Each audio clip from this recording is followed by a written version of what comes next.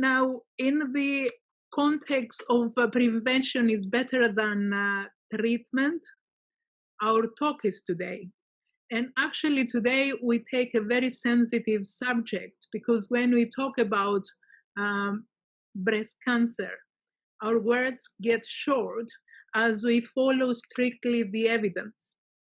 Now we come as doctors here. Is very important, our presence, and especially for Dr. Lyras as a plastic surgeon, to confess his passion with his long experience campaigning against cancer, because obviously he knows, he's seen with his own eyes the effect of smoking for people who go for surgery, for people who go for breast surgery. In smoking is a detrimental effect to our health, but also to for the subject today that we carry on talking about, the breast cancer is proven to have to be a risk and cause breast cancer. Now you will carry on talking about your experience and what your specialty is. Nasia Davos, welcome. And here. And it's impressive, your despite your age, is impressive your passion with your work. Nasia has created her own method to treat the addiction, or any addiction, but also the addiction of smoking, which she will speak to us about it, and we will hear about it. I will carry to present to you a little bit of the evidence, and how now we know that smoking causes not only lung cancer or other type of cancer, but also is a risk for women for breast cancer. And Dr. Lyras, you will carry on talking to us about your experience and your passionate campaign against breast cancer, and how important, from your own experience, is about the women who go for surgery to avoid smoking. So I should carry on. I welcome you all, and I will start to put my presentation up front, just bring you a little bit of information on where we are with the evidence at the moment. So let's share.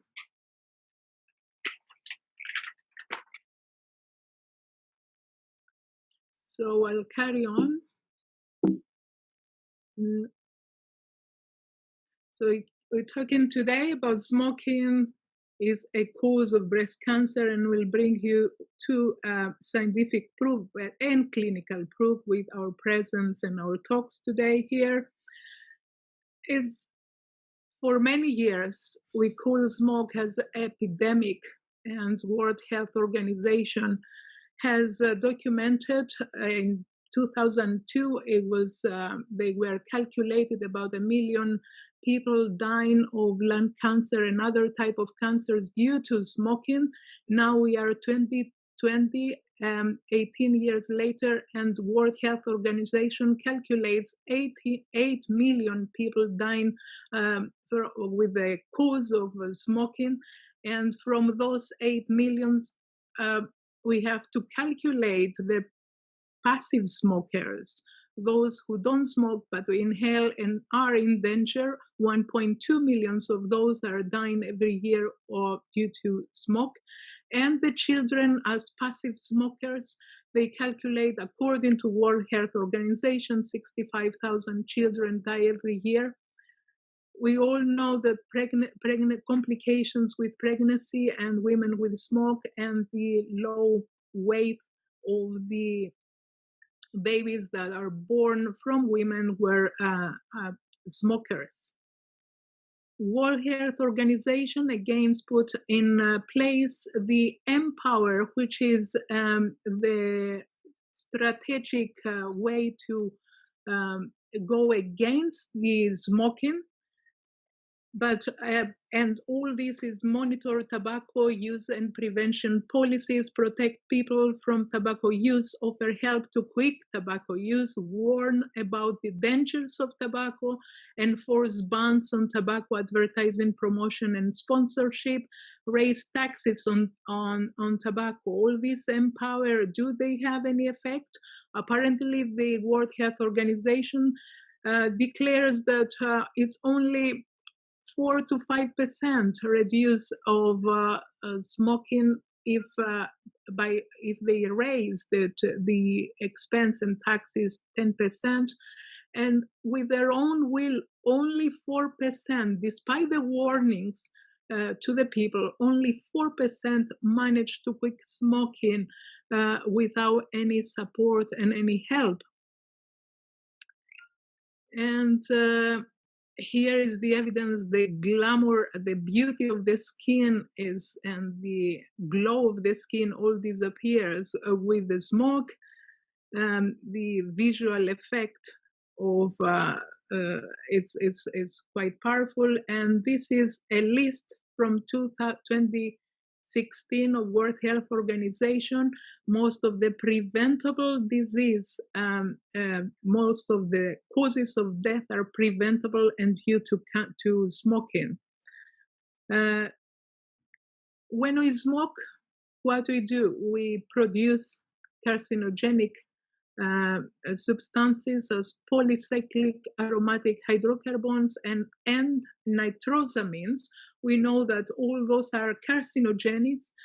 Smoking, you inhale and you deplete your body from the oxygen by raising carbon monoxide in the blood. 60 to 90% of human cancers are caused by the carcinogens of the ambient environment, evidence show. And one of the genes, mutation P53, they call it as the fingerprint for the exposure to cigarette smoking as other environmental toxins. And we inhale and we deplete ourselves from the oxygen. And again, the evidence on the P53 mutation and the its presence in the lung cancer, which is, we know that is caused by smoking, and 45 to 65% of lung cancer have this mutation, evidence of smoking causing DNA damage. And the P53 pattern of mutation is different from smokers to non-smokers, and the effect we know is detrimental on our health. The P53 gene mutation is also present in other tissue in the body. That's the reason we know that smoking causes other type of cancer, not only lung cancer, pancreatic, bladder cancer, breast cancer. So by recognizing the presence of P53, which is definitely a mutation caused by the smoking, we instantly identify that smoke can cause so many other type of cancers. Now, in small number is the suppressor. This gene P53 TP53 suppressor gene is inherited and is caused the Li-Frumann syndrome, which predisposes to different type of cancer, especially at young age, and including breast cancer. Women at young age, if they don't carry the genes for breast cancer, if you go ahead and do, most of them, they do carry this TP53 with a very aggressive effect on the breast cancer they have. Associated with smoking and breast cancer, P53, I just said that.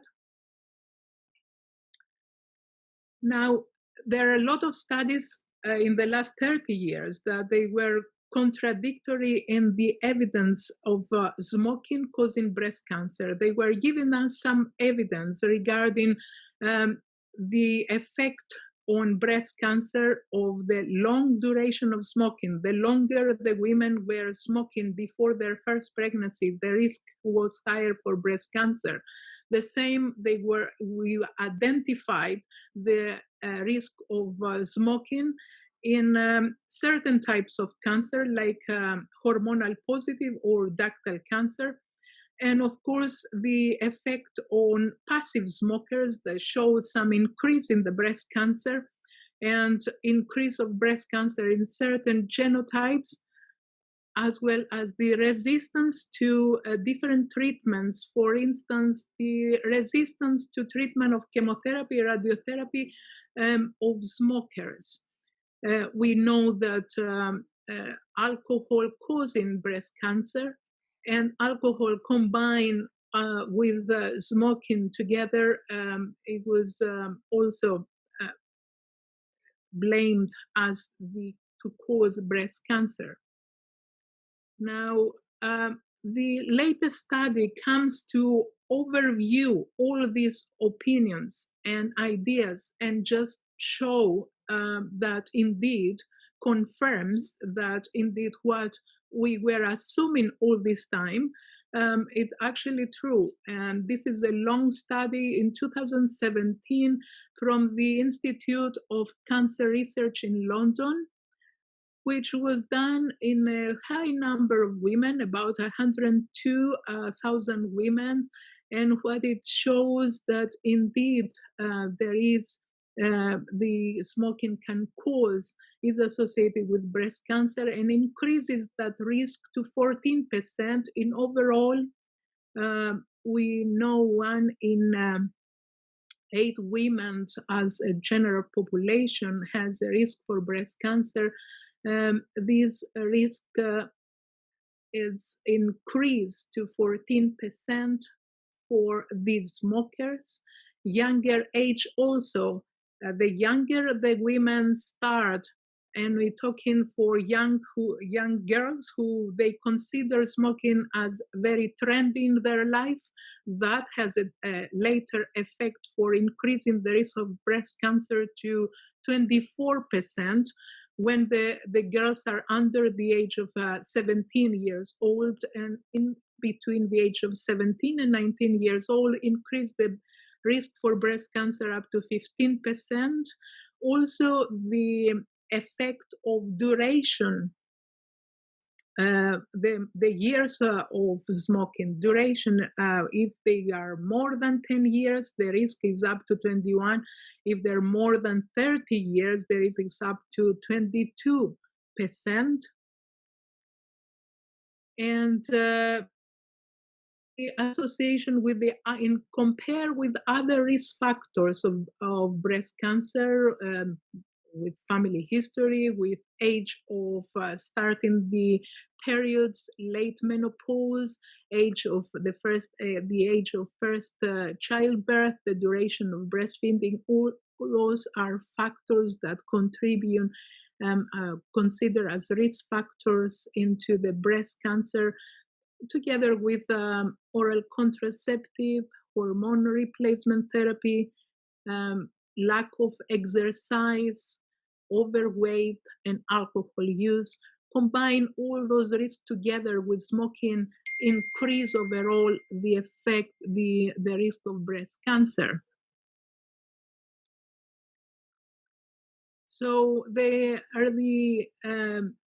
result of this study confirms that indeed smoking is a risk for breast cancer. Especially, it should be taken on account women at younger age before they start their periods, under the age of 17, at puberty also. And it's not uncommon that young women at that age are getting into the habit of smoke. Those are turned to increase for later in life the risk of breast cancer. Now, is if I carried on smoking can get delay is smoking this is Dr. Lyras talks where he's going to confirm all of this information I put in this slide and what I bring here with my own experience and the evidence that smoking complicates very seriously breast surgery, and women who go for breast surgery should be aware and take on account to decrease or give up completely smoking before they go ahead, either for aesthetic surgery or for treating therapeutic surgery. Reduces the supply of oxygen in the tissue, cause bad scarring, longer recovery, cause inflammations and complications in surgery. That's sometimes we need to go back and do another operation to correct these complications as a cause of smoking. So important, give up smoking before surgery. This is an example. This is a picture taken from the internet from a place where I was allowed to take this picture. This is an example where there is necrosis on the skin in the immediate implant reconstruction of bilateral mastectomies. And this is on a patient who is a smoker. Stop smoking and the power of body to heal itself, it shows immediately. Once the people give up smoking, reverse their damages, because the body has the capacity to recover. According to the evidence, it takes 15 years to get rid of the risk of lung cancer or other type of cancers that are caused by smoking, but has an immediate reversal effect on short of breath, on cough, or endurance of body, increase resilience,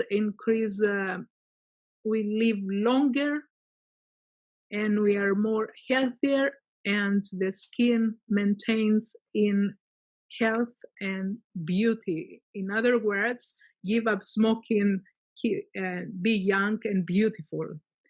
We live in a toxic world, so do not make your world more toxic by smoking. And now with this little information, I will pass the talk to Dr. Lyras to give us a little bit more information to his opinion and his campaign against smoking. Thank you, Zoe. Very nice talk and well documented. It seems that you are giving ideas of good life to people that otherwise would use smoking for a better way of feeling, because most people smoke because they feel better when they smoke. So in order to combat, to really make them stop, you have to give them something else, something better that they can use in order to feel better. That's why people get addicted so much. So although all the data you gave, especially the genetic data you gave, which is very important, mutations, which is very modern approach to see the effects of smoking on the organism, especially the long-term effects of smoking the organism, I would say that few people really understand that. That's why people are so addicted, because they feel better when they smoke. So as a surgeon, first of all, my point of view is that they should quit smoking nevertheless, because I don't smoke, I never smoked, and I'm a convinced non-smoker. Although they give me so many presents from Cuban cigars, which it's very difficult to resist. But anyway, I don't use them. I leave them at home, and if my friends come, I give them a nice Cuban cigar, but they smoke it. I don't smoke it. So me personally, I think that smoking is detrimental. I don't think it's good for our health as a person. But as a surgeon and as a medical legal expert in plastic surgery in the Greek courts, I know that when something bad happens in a scar of an operation, and if the lady was a smoker, it is noted in the court, because everybody knows that a smoker will have more complications, especially in the healing process. And that's why even courts accept that as an argument when we are discussing or examining a case of a complication after breast surgery operation, even if it's augmentation or reconstruction or just an improvement of the volume and the shape, a breast lift, for example. Especially when you are using an implant, which is a foreign body, which will inevitably cause a foreign body reaction, which is another key factor for the healing process. Especially when you use a foreign body, the complication can be bigger, so you can have necrosis.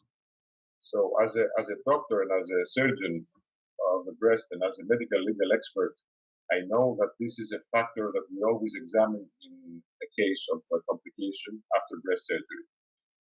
Now, when we are talking about the economic effects, I only know of one person that really felt better with the whole thing of smoking, which was the CEO of a big smoking company, a friend of mine, a Greek British person, who was a CEO at his young age, and when he left the company, this big, huge tobacco company, he got as a reward of 50 million euros.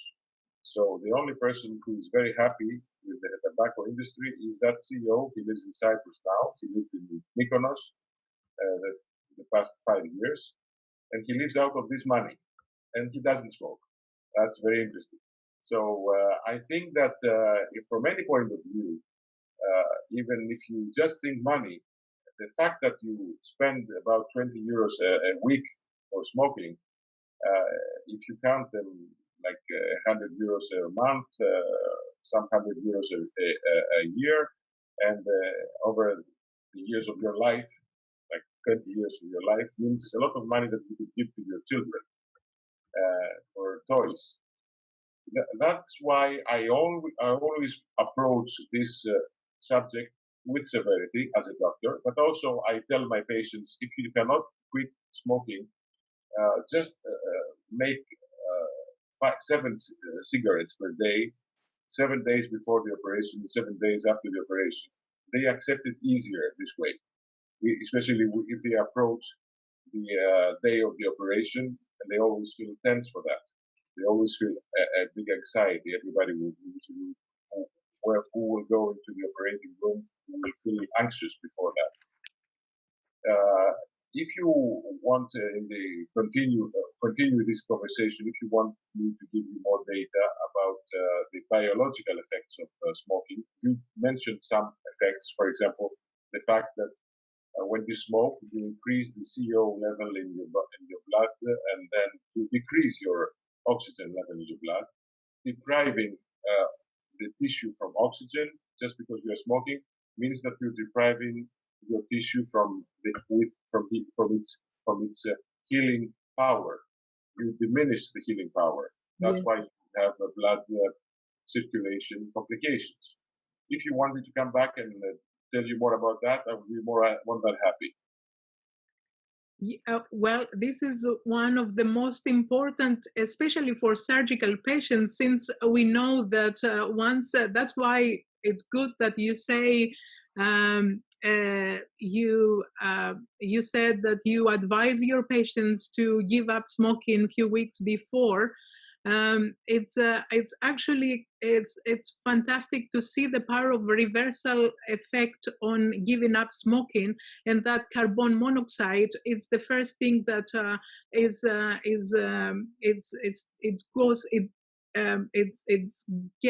which is increased with people smoking, it goes. The first effect is immediate effect on carbon monoxide to be decreased, and of course the circulation improves the circulation. I mean, smoking is the number one insult for cardiovascular disease, for clots, and on and on and on. And of course, in the healing, we're talking as surgeons in the healing of surgical wounds. The circulation is the good circulation is the healing power of the body to make a good scar. Instead, we see bad scarring in smokers. Well, I operated on a young person, a male, yesterday. I did his tummy tuck because he had just lost weight, and we did some gynecomastia on him, the breast surgery in a subcutaneous mastectomy. So we were discussing about risks of this operation. I told him, "How old are you?" He said, "I am 54. I said, "You are in the range of the 10-year period that men risk have an infarct during an operation as this, like a 3.5-hour operation. Because if you smoke until that age, you have done another big damage in your tissues, which is the damage in the endothelium of your arteries. And this, together with the bad diet that everybody uses these days, junk food and everything, together creates arteriosclerosis. So that's why you lose so many men at the age around 45 to 55. So I always pay attention to the smokers, male smokers, not only female smokers. When I do breast surgery for gynecomastia or something else, and I always think twice before I put them into the surgery, before I give them a thorough checkup of the cardiovascular system. Not only the healing process so is important, but also the fact of the circulation in general in a person that smoked for so many years. And if I may add some, I would like the ladies to be tolerant with me. There's also other problems with smoking with men, not only women, especially the tiny vascular angiitis that they have. Yes. They see less, and they are less male after some years. I tell them this, and I'm convincing them easier. Indeed, and this for men is also they should consider for its overall effect in overall health. It's a fact. So you're both surgeons. Yes. Smoking, apart from delaying healing after surgery, what other risks do smokers have if they go to surgery? Well, it affects every. You want to let me add, and then you take over, Dr. Lyras. So as we know, it affects every system in the body: cardiovascular system, respiratory system, any part of the body. Those two are the main effect, especially for people who go under surgery. And if they are smokers, they have a risk to have a cardiac infarct. They have a risk to have a pneumonia and atelectasis in the lungs and complications with and delay the whole recovery. Those two the major systems that it should be perfectly maintained, especially for people who go under surgery. Not to mention what Dr. Lyras mentioned earlier about, and he mentioned about the healing of wounds and recovering. The body has a fantastic, enormous power to recover all this iatrogenic trauma that we create trying to treat them. For instance, if we treat breast cancer, we treat them from the breast cancer, but it's a trauma that needs to recover. The body has that power to recover. But when that power is cut short, then all the complications come ahead. And the risk is, that's what we try to inform them and try to apply and implement what Dr. Lyras said, as he has his own strategy to advise them a few weeks before, because this is very important. Few weeks, if they stop the smoking few weeks before, the recovery effect on circulation, the benefit on circulation is very, very high. Yes, on top of that, I am mostly interested in the good standing of the patient during the operation, not only the healing process afterwards. That's why I'm very, very careful of when I operate smokers. Some doctors don't even operate smokers at all, and I know many of them.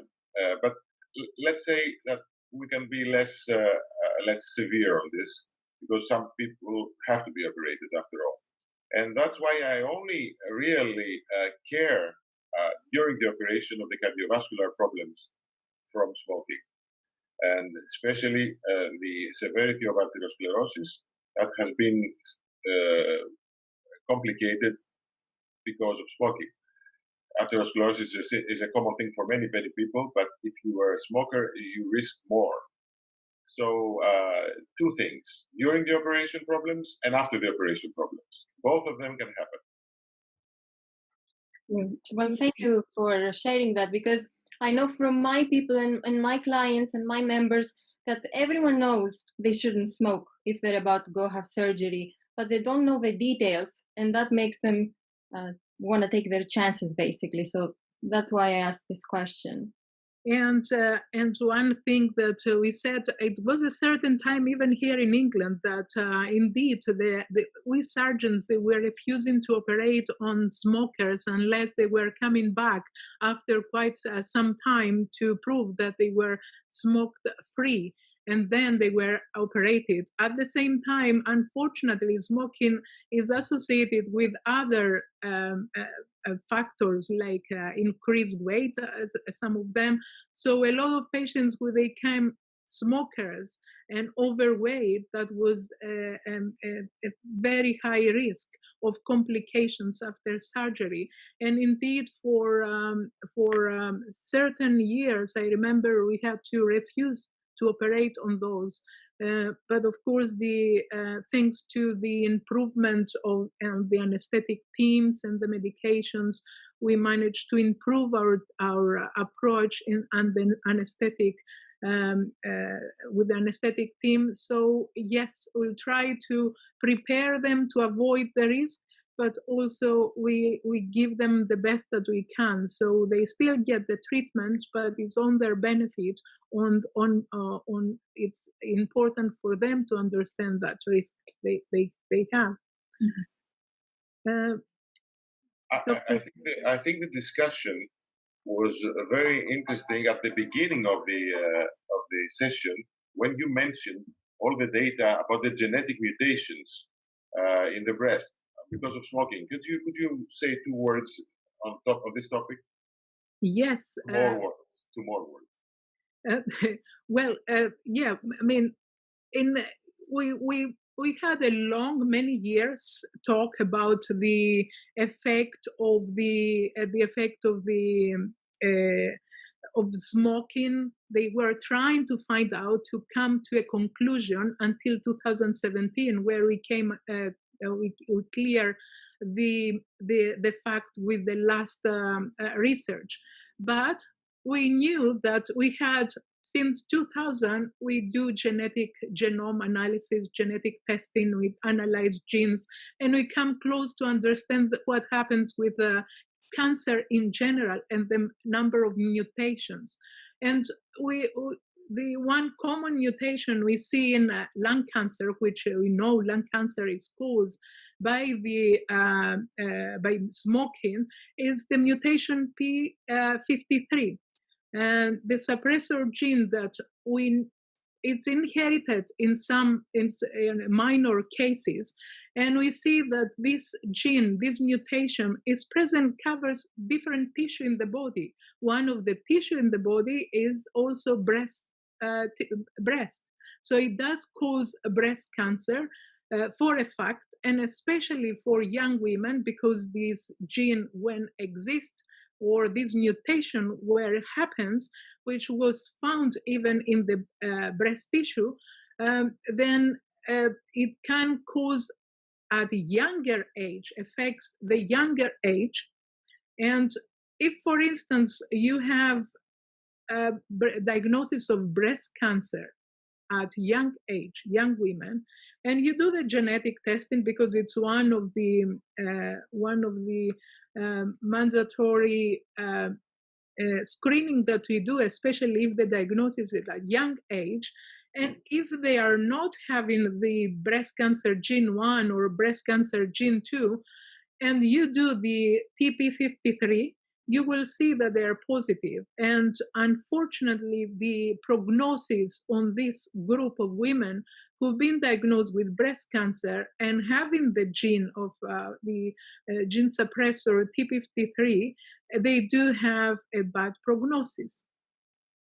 Yeah, correct.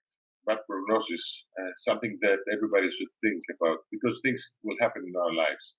But prognosis is very important, and if you have a long habit of using tobacco, then maybe your prognosis will not be as good. Yes, but on standing on this mutation we know precisely that is caused by smoking, because the amount of mutation in the lung is high. So we know that the damage is done in the DNA. Damage is done by smoking, but this mutation covers so many other tissue. That's why smoking causes so many other cancers: bladder, pancreatic, skin cancer, liver, sarcomas, and TP53 is diagnostic for sarcoma. And the syndrome that I mentioned, Leformani syndrome, which is inherited, is a small number, but this is the typical specific for the TP53 gene suppressor, and can cause so many tissue, can cause so many damage for young people because it happens to younger age.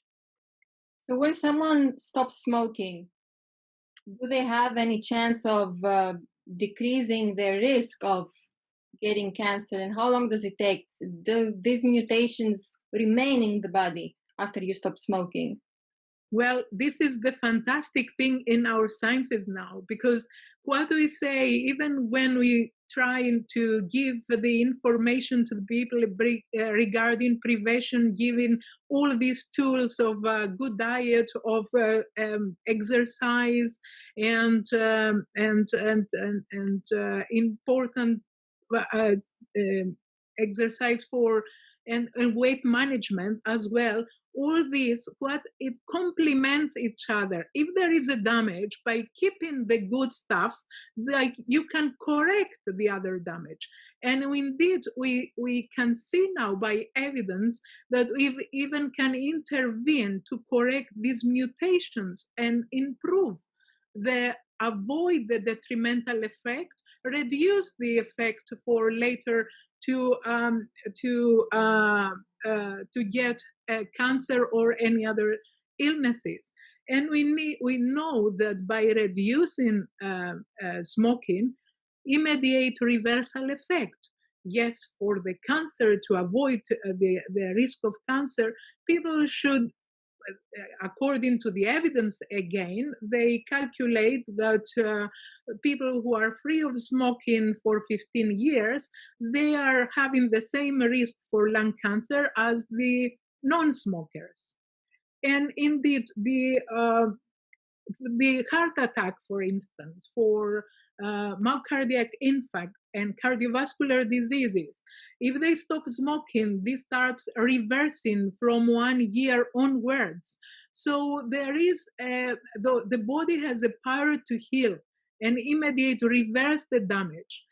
Unsurprisingly, I remember now that we talk about the damages, I will, as a student in medical school, I will never forget when we were doing the anatomy dissection, and when we get to the chest part, analyzing the getting to know about lungs, and it was very interesting because some groups of students, they just happen to have the smoker with them. So obviously the picture of lungs in the smoker, it was a completely different look from what the non-smoker lung was seen. So this is something that is stuck. When once you see it, it stays in your mind forever. You can't forget it. And it's also one picture that reminds constantly how bad, how detrimental effect is smoking, and it's an addiction. And that's why we have you here to tell us about your technique. Dr. Lyras, would you like to add anything before before Nasia is carrying on her talk? I started the discussion with you ladies, saying that it's an addiction. I understand that, and this is the main problem with smoking. Everybody understands that they should stop, but they don't stop. I have many people. I have a friend right now who has a bladder cancer because of smoking, and he still smokes, although he's on the chemotherapy. Although he has done one surgery, and he's going to go under surgery again. So please tell us about addiction, because this is the main thing, I think. Okay, great. So now we'll give the talk to Nasia Davos, psychologist and inventor for her technique of it's CBQ. So let me just share my screen.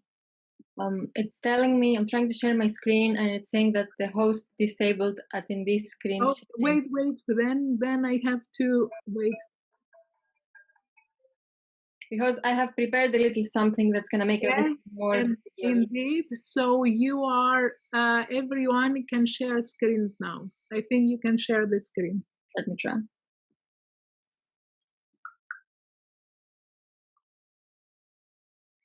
Yes. Can you see it? Yes, I can see. Yes, I can see.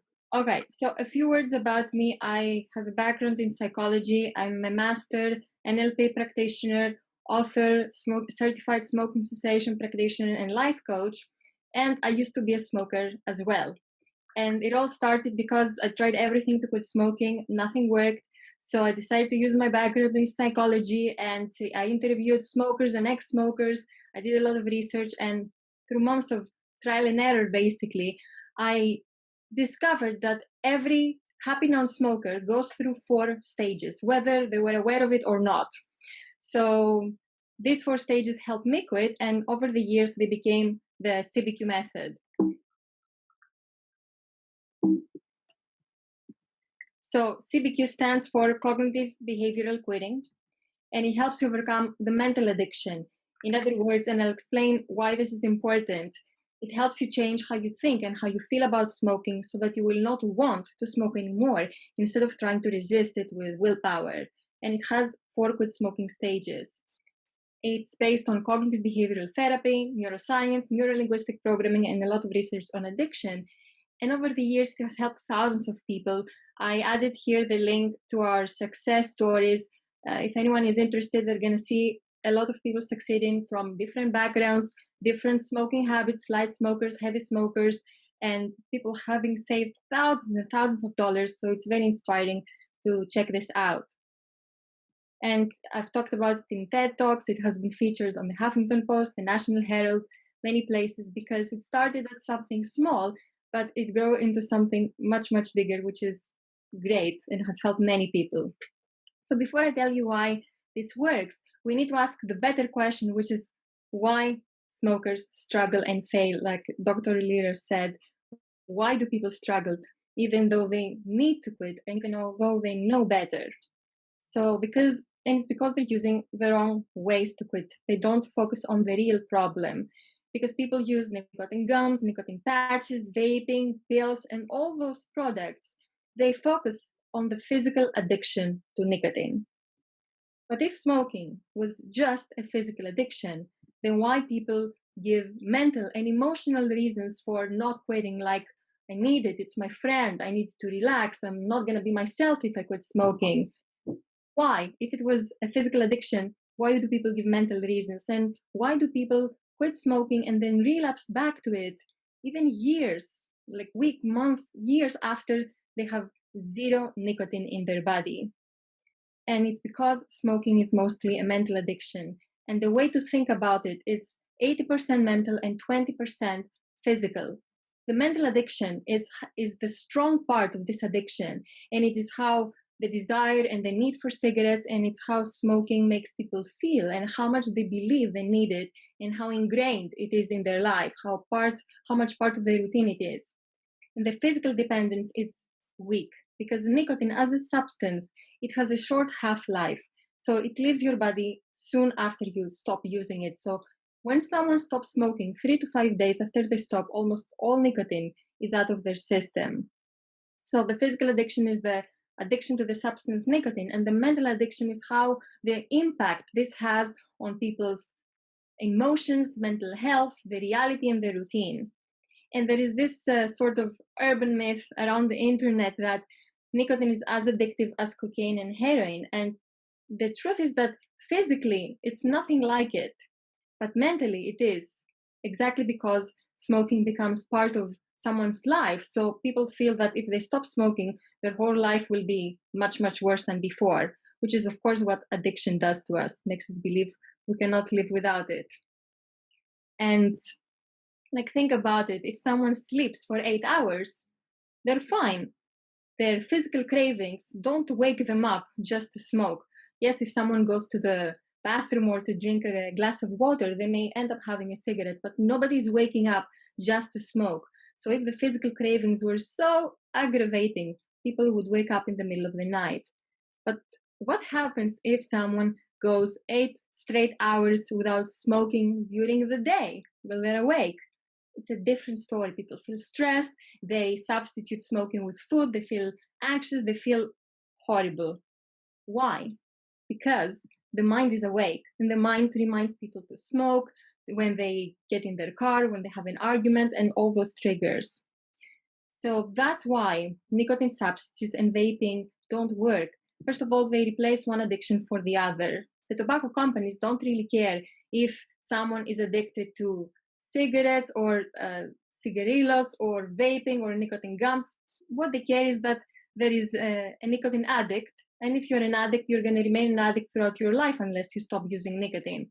And of course, these products prolong the nicotine withdrawal because nicotine has a short half-life, which means that when you're a smoker or when you're a nicotine addict, you live your life going through mild withdrawals all the time. But when you stop, the withdrawals peak and they eventually end. And withdrawal is nothing to be afraid of. It's your body detoxing and healing. And it's not any worse than a common cold. And this is so important. Also, when people use nicotine substitutes, they also intensify the mental addiction, because when you use gums and patches and those things, it's like telling yourself, I need nicotine in my life. I need nicotine to cope. And of course, this makes you feel that you need it, which is the mental addiction. And because smoking is a mental addiction, products cannot, taking a pill, taking a gum, covering yourself with patches from top to bottom, it cannot possibly change your mind and how you think and feel about smoking. It just can't. That's why we need to focus on the mental addiction. And that's what the CBQ method does through its 4 quit smoking stages. It helps you overcome the mental addiction and change how you think and how you feel about smoking. And these are the same stages that people go through to change any habit or addiction. So they apply to many other things, and many of our members apply them to other behaviors and addictions they want to overcome. So I'm going to go briefly through the 4 quit smoking stages of the CBQ method. So the first stage is choose to quit, because everything starts with the decision. Quitting smoking is not going to happen by accident, and you cannot make any big change in your life without making a decision first. And to make a firm decision, you need to be committed to it. You need to have commitment, because many people say, and most smokers, we have been in that position. We say, I should quit, I must quit. But unless you're committed, you're not going to push through. Another thing it's important is to have a strong reason why. Because many times our doctors tell us to quit smoking. But unless this clicks with the other person, they're not going to do it. So every smoker, they need to have a personal reason why they want to do it for them. And of course, education is also important, because you cannot quit doing something you don't fully understand. And I think this is a big part of the problem, because when you don't know how nicotine addiction works, how nicotine affects you, then you pertain the illusion that there is something magical inside your cigarettes that make you feel good. Well, in reality, smokers smoke because not just to feel good, but mostly because they're afraid of how they will feel if they don't smoke. And also because if someone has been smoking since their teenage years, they have gone through life not knowing healthy ways to cope. So it's twofold the problem here. So that is the first stage with the decision. The second stage is cultivate your potential and crush the fear of quitting. This is the stage of personal change. This is where people change the relationship with cigarettes. Because to make a change in your life, it starts to start from within. You need to start with some changes within yourself. So here people start seeing themselves as a non-smoker who once upon a time got hooked to a drug, instead of a smoker who is trying to quit and let go of their crutch and their friend. And this simple shift in your mindset can make all the difference. And of course, this is where you work on your beliefs, your limiting beliefs about why you can't quit, and your beliefs that in strengthening the belief that you can. Because like the famous quote says, believe you can and you're halfway there. This applies here exactly like that. And the third stage, which is the cornerstone of the method, is where you change your behavior. You change your smoking pattern. In other words, your smoking habit. And this is interesting because many times people don't know this, but the smoking behavior, someone picking up a cigarette and lighting it up, is just the tip of the iceberg. This is what everyone sees, but there is so much more under, so many things that cause this smoking behavior. And this is the triggers, the thoughts, the emotions, and the behaviors, because our thoughts affect our emotions and our emotions affect our behaviors. For example, if I look in the mirror in the morning, which is a trigger, and I think to myself, oh, I look really nice today, then I'm going to feel nice. And this is going to affect how I behave.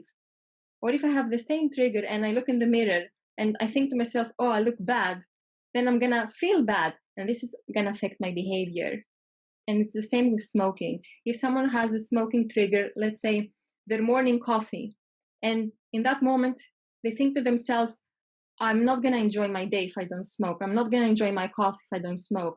This is going to create a feeling of wanting to smoke, which is going to make people smoke. And many times people try to stop themselves from smoking in their behavior part, just use willpower, but it's already too late. If you want to stop yourself from smoking, you need to catch it at the thought and change your thought. Because once you change your thought, you're going to feel differently about smoking and you're not going to smoke. And of course, the triggers, there will always be triggers. There will always be stress in life. You will always have a drink or a cup of coffee. You cannot just isolate yourself and not have any triggers, but you need to change how you respond to those triggers. And to do that, you have to go through this process, change your thoughts, your emotions, and therefore be able to change your behavior. So that is the third stage. And the last stage is condition your smoke-free life. People quit smoking and relapse because they don't condition their efforts. Conditioning your efforts is as important as quitting smoking. I mean, all of us, I think we have tried to learn a new skill, like a musical instrument or a new language. But if you don't practice it, what happens? You forget about it. So the same here, you have to condition your efforts. And the best way to do that is by replacing smoking with a new healthy behavior. And this comes from the neuroscience of habits. When you smoke, there are neural pathways in your brain that are dedicated for this behavior. And the fastest way, the shortcut to freedom, is replacing the old destructive behavior of smoking with a new healthy behavior. And our members replace smoking with deep breathing, yoga, exercise. Anything will do. It doesn't have to be very active. It doesn't have to be very complicated. Deep breathing is perfect. It helps you relax as well. It's a great coping strategy. So replace smoking with another habit. So that is the fourth stage. And if people want to know more about the CBQ method, I have here some information. You can find us on YouTube and on Facebook and Instagram. We post a lot of tips, a lot of videos. We have helped many people, so you can find more there. I'm happy to answer any questions you have. Excellent, very good, excellent. Congratulations, Nasia, for your technique. It sounds absolutely wonderful and interesting. Now, it's very interesting to tell us. I mean, you put the addiction of smoking into 4 stages, and your success story and what from those stages, which I mean, definitely there are some stages that gallop the whole process. Which one you think those who are from the stages, people found it worse? Is the stage 3, which is mental related? Is the stage when they reach stage 4? I guess they feel the power and the positivity. And how long actually it takes those stages to come across and pass over? So a couple of questions. Number one, which one is the worst? You said, you mean the most difficult, or the one that people usually just skip? Yeah, they try to, either they skip, or some of them they reverse. Instead of progress forward, they stop there. I mean, we know statistically people who try on their own, about 4% they manage to get through and give up smoking. Now, you come with a fantastic technique with a few stages, 1, 2, 3, 4. Those one, it's easy to pass from one stage to another, or is it one stage that's more difficult than the other, and you have to encourage them with different techniques around them to empower them, that sort of thing? Of course, in our program and in the videos we share, we show people how to move on from one stage to the other. But it's not that a stage is harder; it's that people tend to skip some stages. A lot of people don't do the conditioning stage, so they quit smoking and they just go on with their lives without replacing smoking with a new behavior. And of course, that's why people relapse. Another reason why people struggle is because they don't go through, they skip any of the stages before quitting smoking. And therefore they don't prepare as well, because preparation this is where the success happens. It's in the preparation. It's in what you do before the moment where you smoke your last cigarette. So some people, I think the one that people struggle with the most is the second stage, because it's very personal, and you have to face your own beliefs about how smoking affects you and what you think smoking offers to your life. Because people don't smoke because they're self-destructive or there's something wrong with them. They smoke because they believe smoking offers them value. And unless you work on that belief and you see that there's nothing to it, that smoking is just a sum of chemicals and a brainless rolled grass, you have to let go of that belief. And this is why the second stage is the most challenging in a way, because this is where the real change actually happens too. Looking at your stages, I thought the difficult one will be the stage 3, which is completely, I mean, every move, it's especially the people who are really addicted to smoke, they correlate smoke, every movement they do with their hands, with the smoke, holding a smoke in their hands. So they make cigarettes part of everything around them. So it's a mental bond, mental effect at the same time, so strong that I thought, you have to push them quite hard to replace that mental effect to pass. So I thought that stage is somehow triggers a little bit of effort. Yes, if you go through all 4 stages one by one, then by the time you are in the 3rd stage, you don't struggle to work and to change your response to your triggers. And that's why the 4 stages have to be followed in that sequence. If someone just tries to do the 3rd stage, they're going to find it extremely hard. But if they have followed the stages before, they're going to be more prepared to it. So the one adds up to the other. Okay, so this sounds to me like that if you have somebody and you direct them stage by stage, then you have a success story.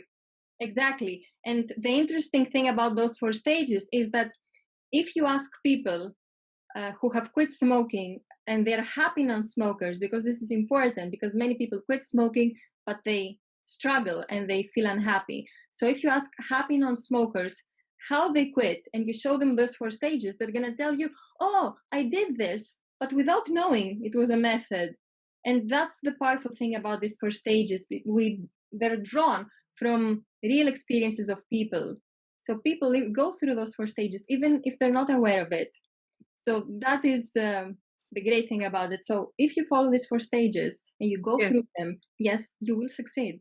Even if you have been smoking all your life, even if you're a heavy smoker, even if you cannot imagine yourself as a non-smoker, these are all dealt in the 4 stages.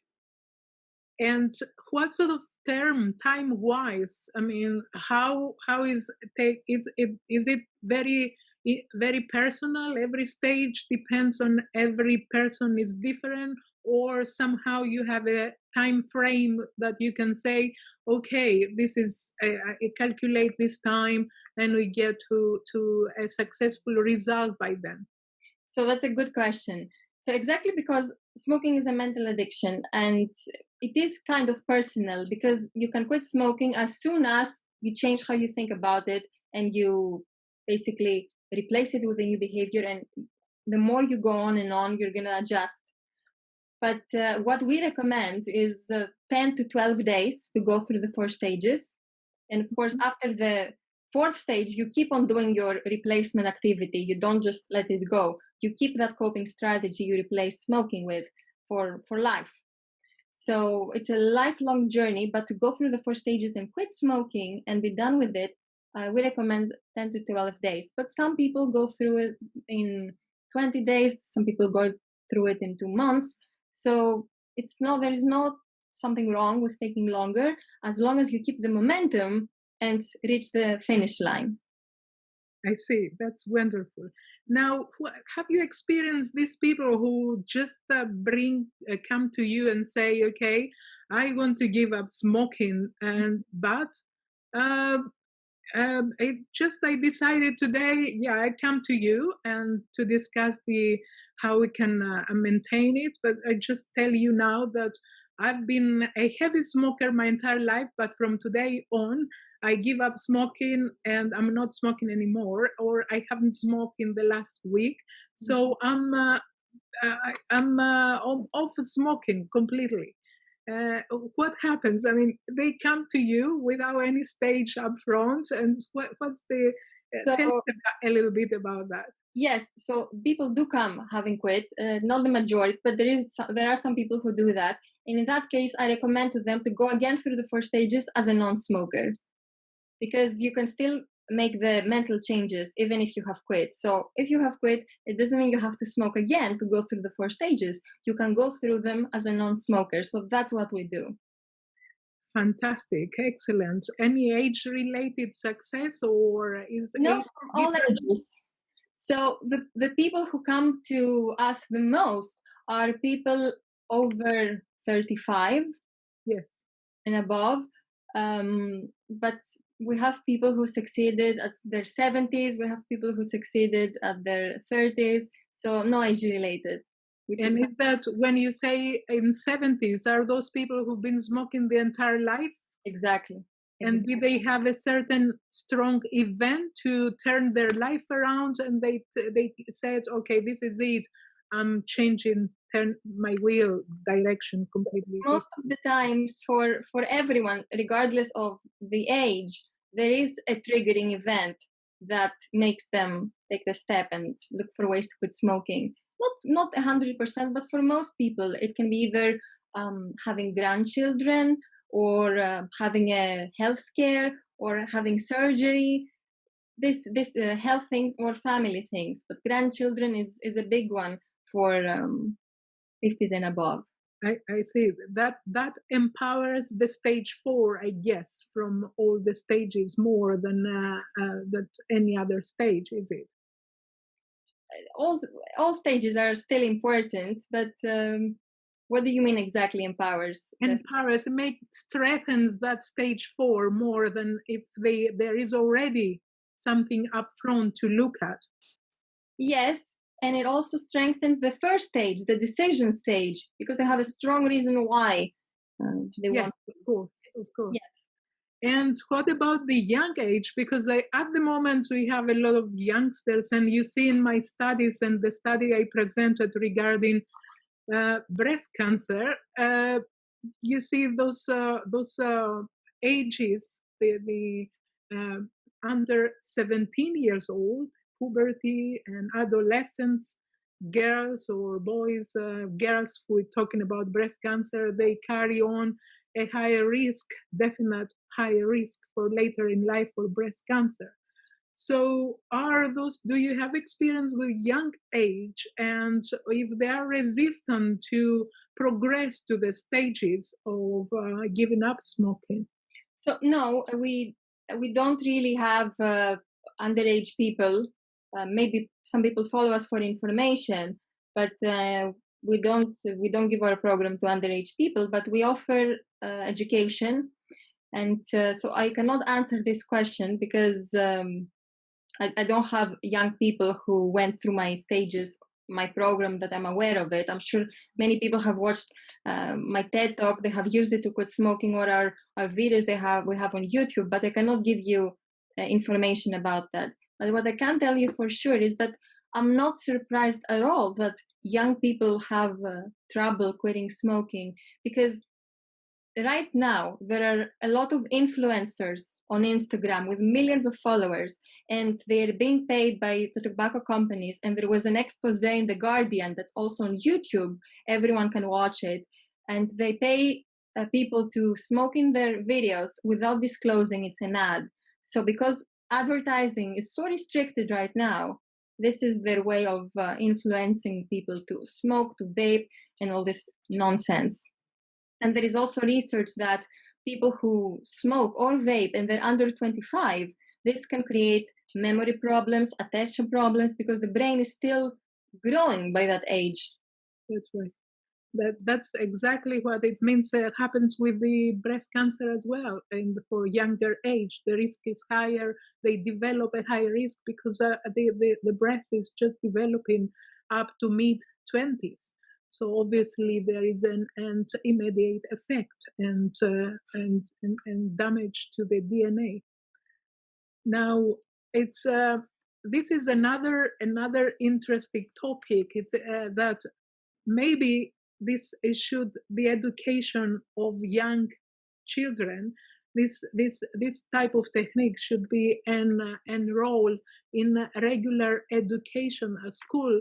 So like nutrition, I said before, it's exactly the same thing with the smoking and your technique. So the people from young age start to understand what is good and what is bad. Once you implant the idea to the young people, they will appreciate, and later on in life they will choose what is good and what made them feel good. And I think this is an important step to come as forward. And since we have Dr. Lyras in our panel, which is in Athens at the moment, and there is a strong campaign in Athens against, because government supports enormously the idea to against smoking. And it should be considered at least Greece to become the first country, since we have the spirits around the young people who are so passionate to give us the tools. I cannot hear you very well, Ioannis.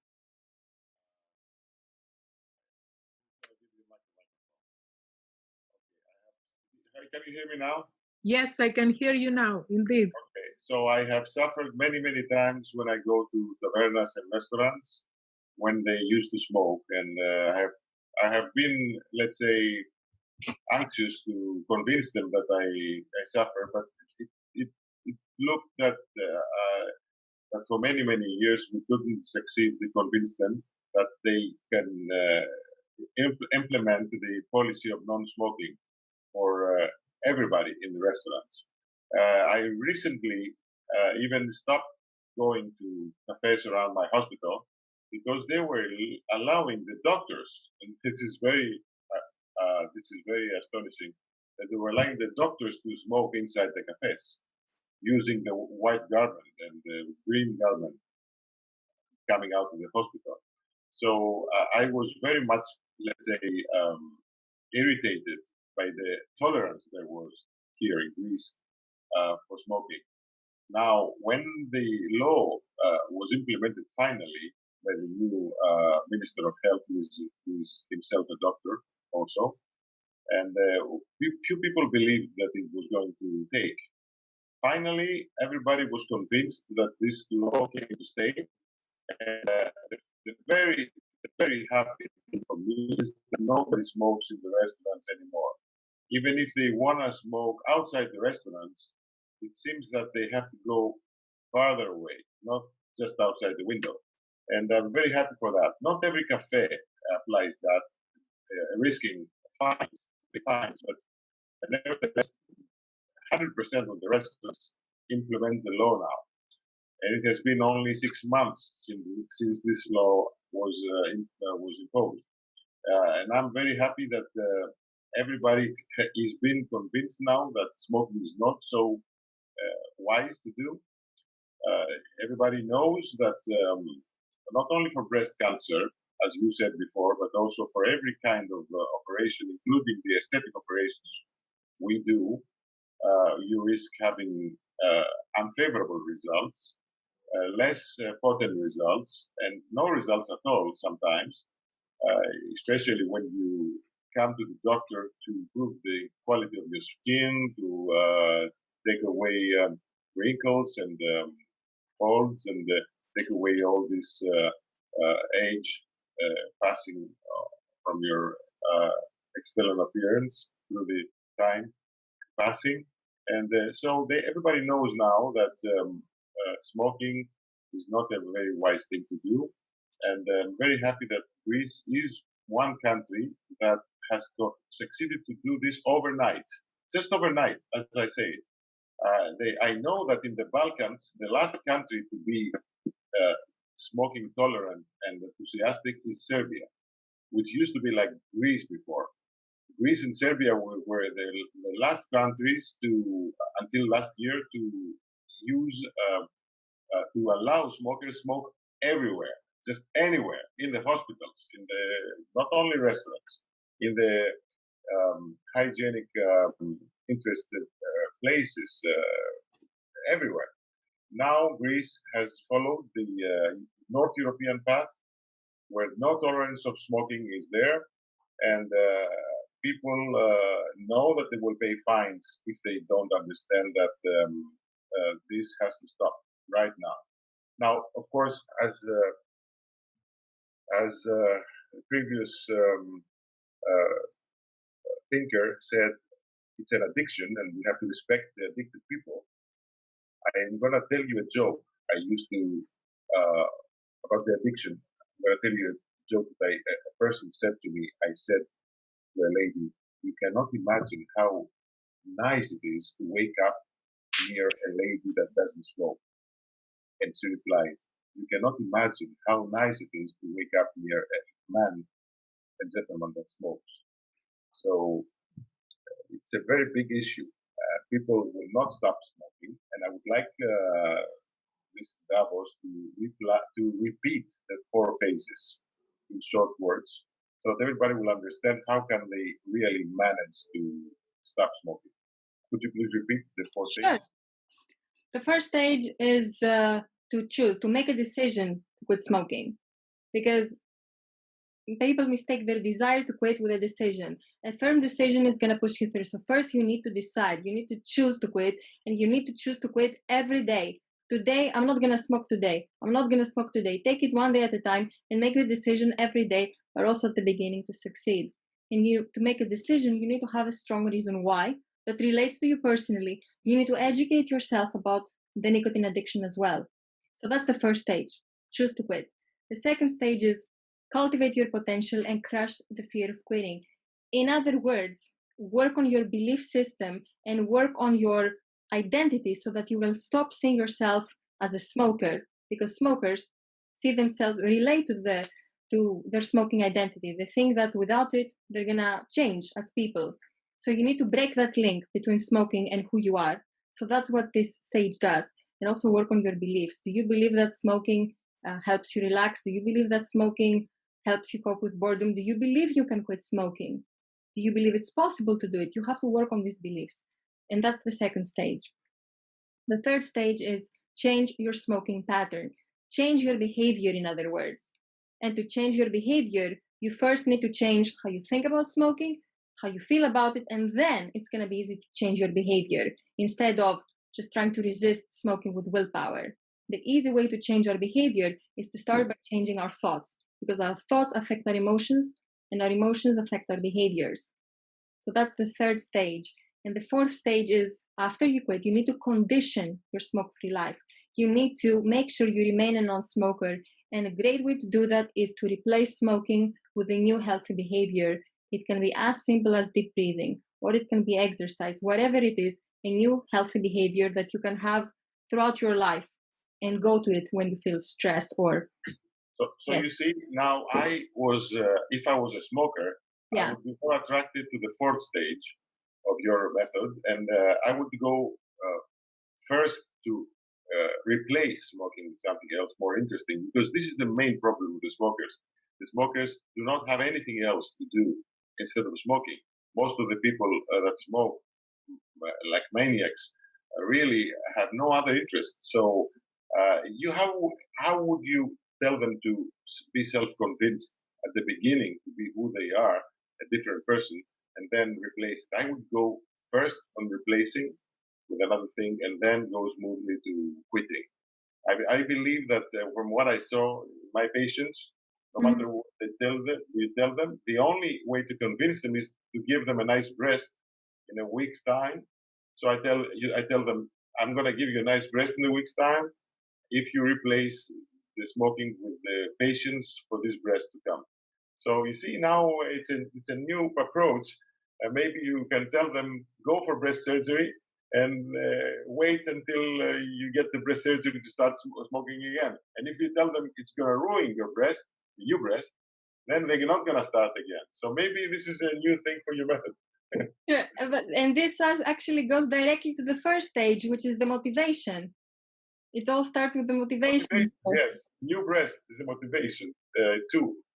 There are a lot of people, a lot of smokers who are, let's say, 50 years old and above, and they feel that the damage to their appearance and their health is already done. So they don't feel hopeful enough to be motivated by an incentive like this.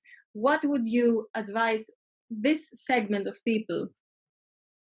You mean the ones who don't believe that they're going to be, let's say, improved by plastic surgery, or what? No, the people who believe that there is no point in improving their physical appearance or their health because the damage is already done. And this is a very common argument.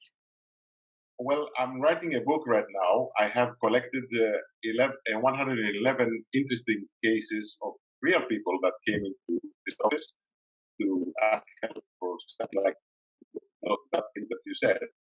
I'm going to tell you one little example of one of those cases. A lady came to me with severe wrinkling. She was about 65 or something, and she had severe wrinkling, very fine wrinkling, that very awful thing that looks very ugly and very old, very decayed around the lips. And she said, "Listen, I'm 68. I'm 68, and I was not going to come to you for nothing in the world, But now I have a new young granddaughter of my daughter, and she doesn't want to kiss her. Please fix that thing. She said, you don't look like my mother. I don't want you to kiss me. And she said that to the grandmother that loves the baby more than anything else. So this is a good motivation. She doesn't believe that she's worth it to be improved. But the granddaughter of 4 years old convinced her that if she doesn't fix it, she's not going to be kissed by the grandmother. So that's powerful. Yeah. And many other cases like this, believe me, behavioral sciences explain this very well. There are certain moments in your life that you do when you do things that you wouldn't do before or after. So it's a matter of the phase you are in, not a matter of principles, not a matter of beliefs, but in the matter of phase that you are in, the needs that you have in this phase. Got Don't you believe so? Yes, I think so. But the thing, you see, now all these women who come to you for aesthetic reasons, most of them, they're smokers. It's true. Now let's hope that they were going to be diminished with this new law. But it's true that because smokers really have an interesting psychological approach to life. They are really potent characters. Although they have this addiction, they're not weak at all. They are very courageous to say that I know what smoking causes me, but I feel so much better when I do. Then it's like, as you said, it's like cocaine. I mean, I've never used cocaine, but I know people that use it more and more, and they are scientists. They're not just anybody, My chief is deceased now. When I was in another country, he was a fantastic surgeon, and he was on cocaine every day.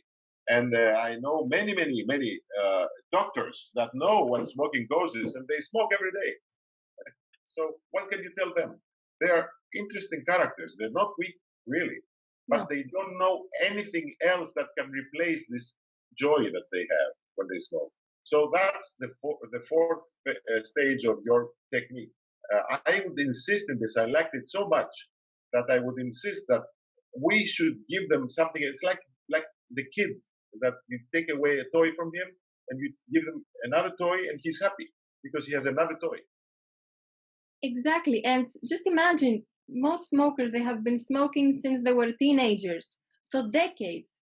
So throughout their life, they never had the chance to learn healthy ways of coping. Well, the fact is that passive smoking kills, and we know that kills, and people who never smoke, but they are in an environment where there is smokers, they're affected, and they die for it. And children died for it as well. Now, I'm sorry, Zoe. I just wanted to add something. You said about passive smoking. It's such a big issue. I lit a cigarette. I take one sip, and then I leave it next to you, and you inhale the rest. You inhale 80% of the cigarette, and I inhale 20%.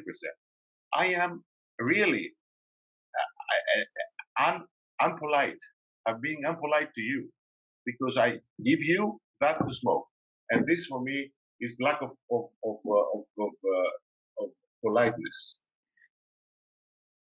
One more reason to come up front. I hope Greece will get the step up front, because the current government, it's an issue of government as well. Smoking, it has to come under the politicians' matter as well, because World Health Organization for years now, how many years, they try to find ways to warn the dangers of smoking, and the success is none. So unless this is it's implemented educational fact in schools, so like a beautiful technique you have, if you put a nice number of pictures to see the detrimental effect of the skin in front of people, even older people, if they see how the skin turns to become under the effect of smoking, then they run away. I'm sure they will run away. It's not much of effort. Despite whatever you said, they feel good smoking. I mean, I'm not a smoker, so I don't understand that expression. They feel good from smoking. Apart that I can see that it becomes a habitual, trendy effect in their life. But people don't sorry, Zoe. Yeah. So people don't feel good. They don't smoke to feel good. They smoke because if they don't smoke, they're going to experience withdrawals and deprivation and feel bad.